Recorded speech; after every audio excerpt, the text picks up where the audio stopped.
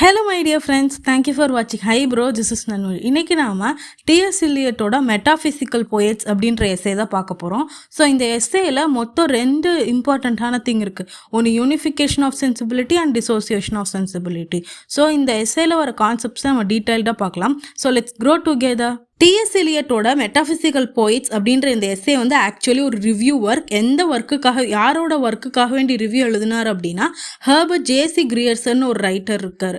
அவரோட anthology poem metaphysical lyrics and poems of the 17th century அப்படின்ற ஒர்க்குக்காக வேண்டி review எழுதுறப்ப தான் இந்த எஸ்ஸே எழுதியிருக்காரு.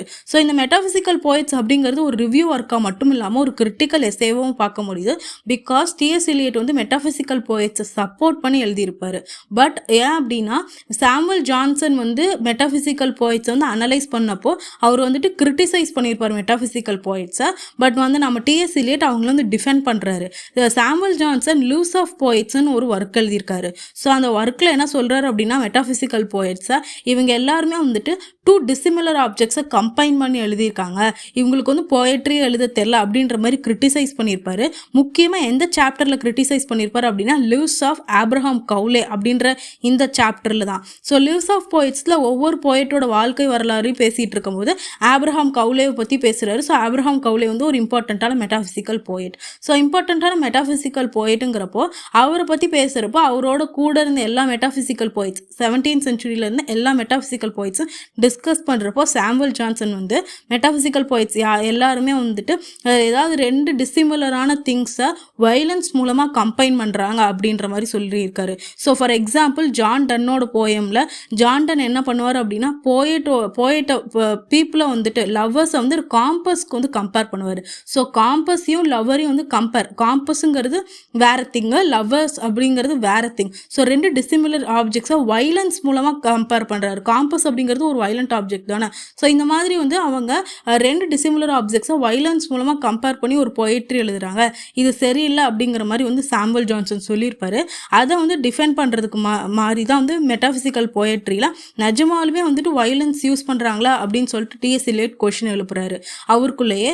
ஸோ இல்லை மெட்டாஃபிசிக்கல் போயட்ரி வந்துட்டு யூனிக்காக இருந்திருக்கு, அதுதான் வந்து சாமுவல் ஜான்சனுக்கு பிடிக்காம அவங்கள வந்து கிரிட்டிசைஸ் பண்ணியிருக்காரு அப்படின்னு சொல்லிட்டு இந்த ஒர்க்கில் சொல்கிறாரு. இந்த கொஷினை கேட்டதுக்கப்புறம் தான் இவர் இந்த எஸ்ஸே எழுத ஆரம்பிக்கிறாரு. என்ன கொஷின் கேட்குறாரு அப்படின்னா மெட்டாஃபிசிக்கல் போயிட்ஸ் உண்மையாலுமே வைலன்ஸ் யூஸ் பண்ணுறாங்களா, அவங்க வந்துட்டு 2 டிசிமிலர் திங்ஸை யூஸ் பண்ணுறதுனால ரெண்டுமே சம்மந்தமே படாத 2 திங்ஸை கம்பைன் பண்ணுறதுனால அந்த போயட்ரி நல்லா வரலையா அப்படின்னு சொல்லிட்டு யோசிக்கிறாரு. பட் அது எதுவுமே அப்படி கிடையாது. 2 டிசிமிலர் திங்ஸை வந்து கம்பைன் பண்ணுறப்போ அவங்க வந்துட்டு ஒரு புதுசாக ஒரு திங்கை வந்துட்டு உருவாக்குறாங்க அப்படின்ற மாதிரி டிஎஸ் எலியட் சொல்கிறாரு. ஸோ அந்த திங்ஸ் எல்லாம் தான் வந்து இந்த எஸ்ஸேல வந்து டிஎஸ் எலியட் டிஸ்கஸ் பண்ணியிருக்காரு. ஸோ இந்த எஸ்ஸே வந்து 1921 பப்ளிஷ் ஆயிருக்கு. மெட்டாஃபிசிக்கல் போயட்ரியை பற்றி டிஎஸ் எலியட் என்ன சொல்கிறாரு அப்படின்னா அவங்க எக்ஸ்ட்ரீம்லி டிசிமிலர் 2 சம்மந்தமே இல்லாமல் ஆப்ஜெக்ட்ஸை வந்துட்டு கம்பைன் பண்ணுறாங்க. அதுவும் அவங்க ஃபீலிங்ஸ் அண்ட் எமோஷன்ஸோடு கம்பைன் பண்ணும்போது அது ரொம்ப யூனிக்காக இருக்குது. ஸோ லிட்ரேச்சரில் இந்த மாதிரி யாருமே யோசிச்சிருக்க மாட்டாங்க. இந்த மாதிரியான யூனிக்காக திங்க் பண்ணி ரைட் பண்ண போயட்ஸ் வந்துட்டு இவங்க மட்டும்தான். ஸோ இவங்க ரொம்ப யூனிக் அப்படின்னு சொல்லிட்டு டிஎஸ் எலியட் சொல்கிறாரு. ஸோ இதுக்கு மறுப்பு தெரிவிக்கிறவர் தான் சாமுவல் ஜான்சன். ஸோ சாமுவல் ஜான்சனோட கிரிட்டிசிசம் ஃபஸ்ட்டு பார்க்கலாம்.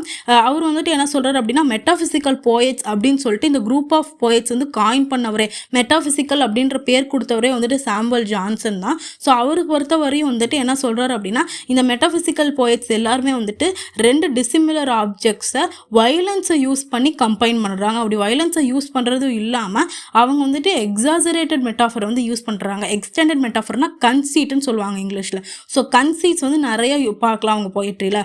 ஸோ அவங்களெல்லாம் வந்துட்டு நான் ஒரே டேர்மில் பிரிக்கிறேன், அவங்க group of poets call metaphysical போயட்ஸ்ன்னு சொல்லி ஜான்சன் பிரிக்கிறார் அவங்க. ஸோ எப்படி வந்துட்டு வைலன்ஸ் யூஸ் பண்ணுறாங்க அப்படின்னா ஜான்சனை பொறுத்தவரையும் ஃபார் எக்ஸாம்பிள் ஜான் டன்னோடைய போயம் எடுத்துக்கலாம்.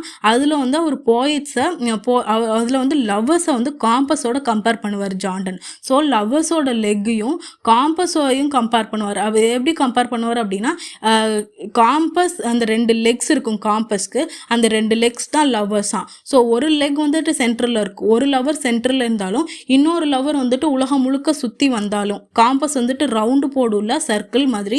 ஸோ எப்போ உலகமே சுற்றிட்டு வந்தாலும் பின்னாடி வந்துட்டு அதோடைய லவருக்கு எப்படி இருந்தாலும் வந்து அதோடைய லவர்கிட்ட சேர்ந்தே ஆகும். அந்த லெக் இன்னொரு லெக்கோட சேர்ந்தே ஆகும். அதே மாதிரி தான் லவ்வர்ஸ் அப்படின்னு சொல்லிட்டு காம்பஸோட கம்பேர் பண்ணுவார். ஸோ இது மாதிரி லவ்வை போய் அவங்க லவ்வரை போய் ஒரு காம்பஸ் ஒரு வயலண்டான திங்கோட கம்பேர் பண்ணுறாங்க பார்த்தீங்களா. ஸோ இந்த most heterogeneous ideas are yoked by violence together அப்படின்னு சொல்லிட்டு ஜான் டன் சொல்கிறாரு. ஸோ இது வந்துட்டு யூஜிசி நெட்டில் ஒரு வாட்டி கொஷினாக கேட்டிருக்காங்க. யார் மெட்டாஃபிசிக்கல் போய்ட்ஸை வந்துட்டு வயலன்ஸை கம்பைன் பண்ணி ஹெட்ரோஜினஸ் ஐடியாஸ் வந்துட்டு இவோக் பண்ணுறா அப்படின்னு சொல்லிட்டு கேட்டிருந்தாங்க. ஸோ இதை வந்து நல்லா ஞாபகம் வச்சுக்காங்க. இந்த மாதிரி தான் வந்துட்டு சாமுவல் ஜான்சன் வந்து நினைக்கிறாரு மெட்டாஃபிசிக்கல் போய்ட்ஸை பற்றி. ஸோ இவரை பொறுத்தவரையும் மெட்டாஃபிசிக்கல் போய்ட்ஸில் யார் யார் பெஸ்ட்டு அப்படின்னா ஆப்ரஹாம் கவுலேவும் ஜான் டன்னும் தான் வந்துட்டு பெரிய ஆளாக நினச்சிருக்காரு. பட் நம்மளுடைய டிஎஸ் இலியட்டோடைய ஹோப்போ அவருடைய பாயிண்ட் ஆஃப் வியூவோ வந்துட்டு ரொம்ப வித்தியாசமாக இருந்துச்சு. பிகாஸ் அவரை பொறுத்தவரையும் இவர் என்ன யோசிச்சார் அப்படின்னா அவங்க வந்துட்டு ரெண்டு விஷயத்தையும் கம்பைன் பண்ணுறாங்க. வயலன்ஸாலாம் கம்பைன் பண்ணல, பட் ரெண்டு டிசிமிலரான திங்ஸை வந்து கம்பைன் பண்ணுறது ரொம்ப யூனிக்கான விஷயம் அப்படின்னு சொல்லிட்டு அவர் நினச்சாரு. ஸோ அவங்க சாமுவல் ஜான்சன் வந்துட்டு அவங்கள மெட்டாஃபிசிக்கல்னு காயின் பண்ணது இவருக்கு பிடிக்கல. இவர் வந்து என்ன காயின் பண்ணணும்னு நினச்சார் அப்படின்னா the poets of the 17th century அப்படின்னு சொல்லிட்டு காயின் பண்ணணும்னு நினச்சாரு. பிகாஸ் இதுக்கு முன்னாடி 17th century 1600s வரையும் தான் இங்கிலீஷ் லிட்ரேச்சரில் ப்ராப்பரான பொயட்ரி இருந்திருக்கு. அதுக்கப்புறம் 250 வருஷங்களாக யாருமே ப்ராப்பராக பொயட்ரி எழுதலை அப்படின்னு சொல்லிட்டு டிஎஸ் இலியட் வந்து ஒரு பாயிண்ட்டை முன்னெடுத்து வைக்கிறாரு. ஏன் அப்படின்னா இவங்களோட பீரியட் வரையும் தான் டிஎஸ் இலியட் முன்னாடி இந்த metaphysical poets 17th century period வரையும் தான் போயட்ஸ் வந்து ப்ராப்பராக பொயட்ரி எழுதுனாங்கன்னு சொன்னார். ஏன் அப்படின்னா மெட்டாஃபிசிக்கல் போயட்ஸை பொறுத்தவரை யூனிஃபிகேஷன் ஆஃப் சென்சிபிலிட்டி அப்படின்னு சொல்லிட்டு ஒன்று யூஸ் பண்ணுறாங்க அப்படின்னு சொல்கிறாரு.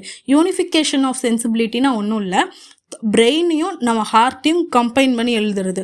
நம்மளுடைய தாட்ஸ் பிரெயினில் இருந்து தானே தாட்ஸ் எமர்ஜ் ஆகும். ஸோ நம்ம தாட்ஸையும் நம்மளுடைய ஃபீலிங்ஸ் எமோஷன்ஸ் ஹார்ட்லேருந்து வர எமோஷன்ஸையும் கம்பைன் பண்ணி ஒரு போயட் வந்துட்டு ரெண்டு டிசிமிலரான ஆப்ஜெக்ட்ஸை கம்பைன் பண்ணி ஃபீலிங்ஸ் அண்ட் எமோஷன்ஸ் அண்ட் தாட்ஸோடு எழுதினார் அப்படின்னா அது பேர் தான் மெட்டாஃபிசிக்கல் போயட்ரி. அதுதான் வந்து பெஸ்ட்டு போயட்ரின்னு சொல்கிறாங்க. ஸோ இந்த மாதிரி பிரெயினையும் ஹார்ட்டையும் வந்து கம்பைன் பண்ணும்போது அவங்க சோலை வச்சு எழுதுகிறாங்க. ஒரு போயட்ரி வந்துட்டு லாங்குவேஜெலாம் கான்சென்ட்ரேட் பண்ணால் அவங்க ஆன்மா மூலமாக வந்துட்டு அவங்க ஃபீல் பண்ணி எழுதினாங்க அப்படின்னா அந்த போயட்ரி தான் பெஸ்ட்டு போயட்ரின்னு சொல்லிட்டு டிஎஸ் இலியட் சொல்கிறாரு. ஸோ இதுதான் வந்து யூனிஃபிகேஷன் ஆஃப் சென்சிபிலிட்டின்னு சொல்லுவாங்க. ஸோ யூனிஃபிகேஷன் ஆஃப் சென்சிபிலிட்டியை டிஎஸ் இலியட் வந்து மெட்டாஃபிசிக்கல் போயட்ரியில் தான் பார்க்குறாரு. அதுக்கு முன்னாடி Elizabethan age and Jacobean age போயட்ஸ்லாம் வந்துட்டு இந்த மாதிரியான யூனிஃபிகேஷன் சென்சிபிலிட்டி யூஸ் பண்ணிகிட்டு இருந்தாங்க. ஜக்கோபியன் ஏஜ் எல்லாமே 1600s தானே. ஸோ அப்போ இருந்த போயட்ஸ் எல்லாருமே யூஸ் பண்ணிகிட்டு இருந்தாங்க. பட் மெட்டாஃபிசிக்கல் போயட்ஸ் வந்துட்டு இந்த யூனிஃபிகேஷன் ஆஃப் சென்சிபிலிட்டியை இன்னும் கொஞ்சம் தூக்கலாக யூஸ் பண்ணாங்க, கன்சீட்ஸ்லாம் யூஸ் பண்ணி. பட் அதுக்கப்புறம் அந்த ரைட்டர்ஸ் 17th centuryக்கு அப்புறம் 1800s அண்ட் 1900ஸ்ல 1700ஸ்ல வந்த எந்த போயட்ஸுமே வந்துட்டு இந்த மாதிரி ஒரு ரைட்டிங் வந்து எழுதவே இல்லை. அவங்களுக்கு ஏற்பட்டது என்ன அப்படின்னா டிசோசியேஷன் ஆஃப் சென்சிபிலிட்டின்னு சொல்கிறாரு. ஸோ நல்லா புரிஞ்சுக்கோங்க, யூனிஃபிகேஷன் ஆஃப் சென்சிபிலிட்டின்னு என்ன அப்படின்னா உன்னுடைய பிரெயினையும் ஹார்ட்டையும் கம்பைன் பண்ணி தாட்ஸ் அண்ட் ஃபீலிங்ஸ் வந்து கம்பைன் பண்ணி எழுதுறது தான் வந்துட்டு unification of sensibility. So T S Eliot வந்து அதை சொல்லி தான் வந்துட்டு மெட்டாஃபிசிக்கல் போயட்ஸ்லாம் வயலண்ட்டாக எழுதலை. அவங்க வந்துட்டு ஒரு யூனிக்கான ஒரு போயட்ரியை ப்ரொடியூஸ் பண்ணியிருக்காங்க. பிகாஸ் அவங்க வந்து எலிசபெத்தன் அண்ட் ஜக்கோபியன் ஏஜில் இருந்த அந்த இமேஜினேஷன் பவரை யூஸ் பண்ணி எழுதுனனால அவங்களோட போயட்ரி எல்லாமே வந்து யூனிக்காக எலிவேட்டடாக இருக்குது அப்படின்னு சொல்கிறாரு. பட் அடுத்தது வந்து தான் வந்துட்டு டிசோசியேஷன் ஆஃப் சென்சிபிலிட்டின்னு சொல்லி காயின் பண்ணுறாரு.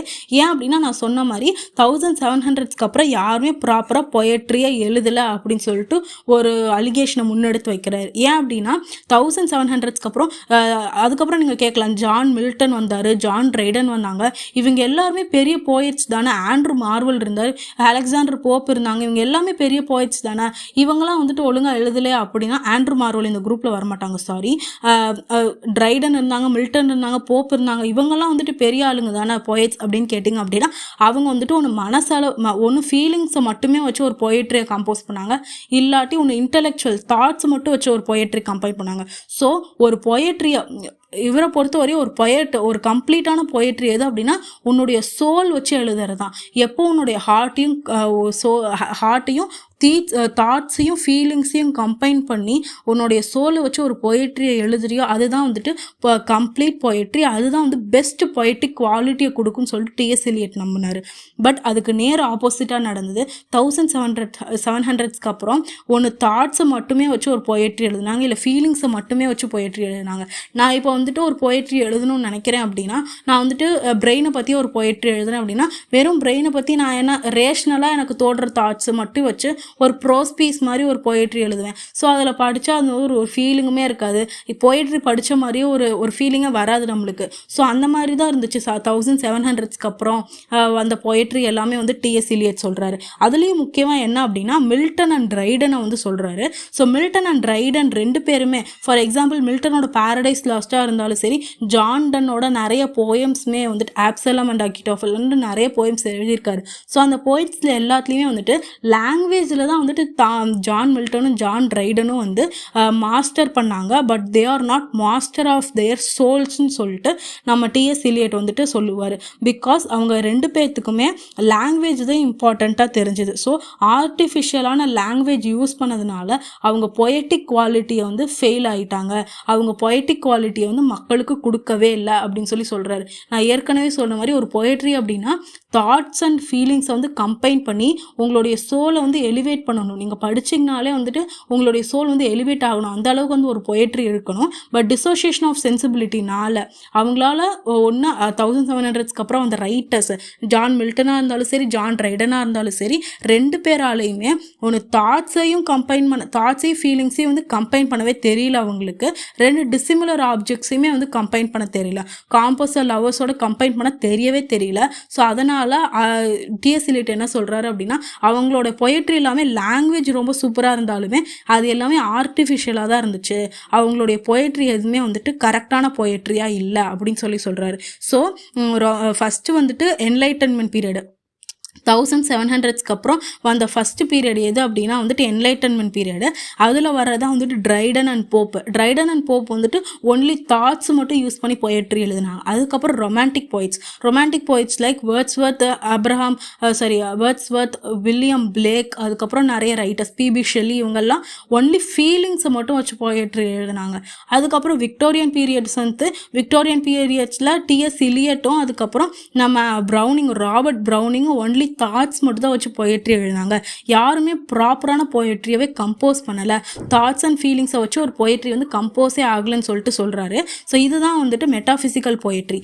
பட் மாடர்ன் ஏஜ் 20th சென்ச்சுரியில், ஸோ மாடர்ன் ஏஜில் என்ன ஆகுது அப்படின்னா டிஎஸ் எலியட் என்ன சொல்கிறார் அப்படின்னா, மெட்டாஃபிசிக்கல் போயட்ஸ் மாதிரியே மாடர்ன் போயட்ஸும் யூனிஃபிகேஷன் ஆஃப் சென்சிபிலிட்டியை யூஸ் பண்ணுறாங்கன்னு சொல்கிறாரு.